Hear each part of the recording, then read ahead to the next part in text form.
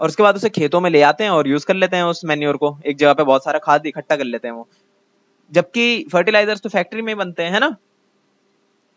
Next देख लिए क्या है। देखिए एक्टिविटी दे रखी है। एक्टिविटी क्या है, बहुत आसान एक्टिविटी है, पर आपको करने की जरूरत नहीं है। करना चाहे तो कर सकते हैं, लंबी एक्टिविटी है थोड़ी। क्या बोला गया है कि 3 गमले लीजिए, प्लांटेशन की, है ना। उसमें तीनों में एक एक प्लांट उगाना है आपको। मूंग दाल उगा सकते हैं, कोई भी प्लांटेशन उगाई जो थोड़ी जल्दी उग जाए। और तीनों में अलग अलग चीजें करिए। आप क्या करिए, पहले पॉट ए में आप क्या करेंगे, पॉट ए के अंदर आप रखिए सॉइल के साथ साथ, मतलब मिट्टी के साथ साथ मैन्योर थोड़ा सा, है ना, मतलब नेचुरल फर्टिलाइजर वो रखिए। और नेक्स्ट जो है बी वाले पॉट में आप क्या करेंगे, उसके अंदर आप मिट्टी के साथ साथ रख दिए, साथ में फर्टिलाइजर भी। और सी में आप कुछ मत रखिए, खाली मिट्टी रख दी है। अब तीनों में आप उगाइए। इन्होंने क्या बोला है कि मूंग दाल उगा के देखिए क्या होगा। तो जाहिर सी बात है पहले वाला जो होगा ना मैन्योर, वो उगेगा, ठीक ठाक उगेगा, क्योंकि उसे मैन्योर भी मिला है, सॉइल भी मिला है। नेक्स्ट जो है बी, उसके अंदर फर्टिलाइजर मिला है ना, फर्टिलाइजर मिला है और सॉइल भी मिला है। तो फर्टिलाइजर तो बहुत इसी के लिए इक्विप्ड होता है कि बहुत अच्छे से ग्रो करे प्लांट को, तो बहुत अच्छे से ग्रो करेगा उस टाइम के लिए वो प्लांट को। जमीन को नुकसान पहुंचाएगा, मतलब सॉइल को नुकसान पहुंचाएगा, पर ओवरऑल वो उगाएगा बहुत अच्छा पहली बार में। और नेक्स्ट जो सी होगा उसमें कुछ ज्यादा उगेगा नहीं, बहुत मुश्किल चांस है कि थोड़ा बहुत ही उग जाए, है ना, क्योंकि उसे खाना नहीं मिलेगा ना मेन। तो ये चीज है। नेक्स्ट देखिए क्या है, क्रॉप रोटेशन। क्रॉप रोटेशन क्या होता है, देखिए इसे गौर समझिएगा। क्रॉप रोटेशन एक टेक्निक है फार्मिंग की, मतलब खेती बाड़ी की। उसमें क्या करते हैं कि 5 साल तक एक खास तरह की फसल उगाते हैं वो, है ना। अब 5 साल तक कुछ खास तरह की फसल जो उगाई, तो मिट्टी से वो खास तरह के न्यूट्रिएंट्स वो ले रही है 5 साल से, है ना। वो सारे क्रॉप्स उगे जा रहे हैं। तो अब उस सारे मटेरियल्स की कमी हो जाएगी उसके अंदर।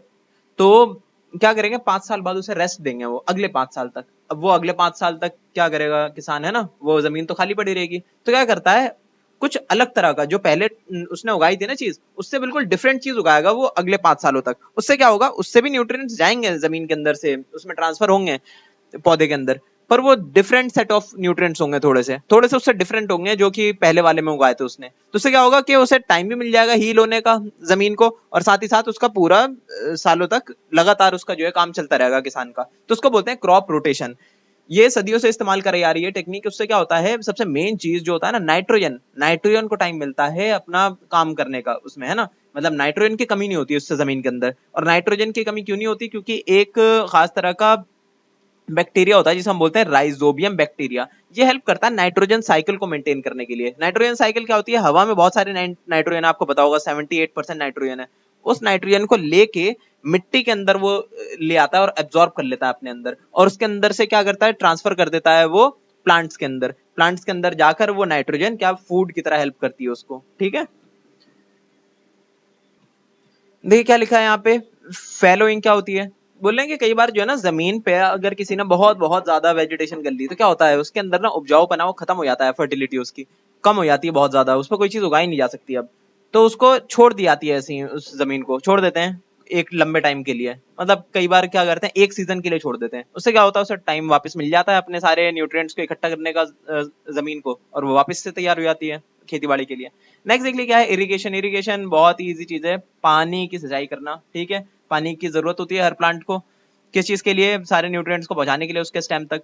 आगे क्या है, क्या क्या चीजें हैं देखिए फर्स्ट पॉइंट में। तो देखिए क्या कह रहे हैं, it provides moisture for germination of seeds.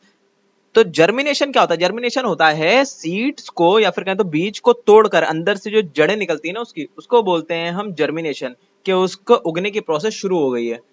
इसका हम एग्जांपल एक और देखते हैं। आपने देखा होगा, आपने कभी अंकुरित चनों का नाम सुना है कभी।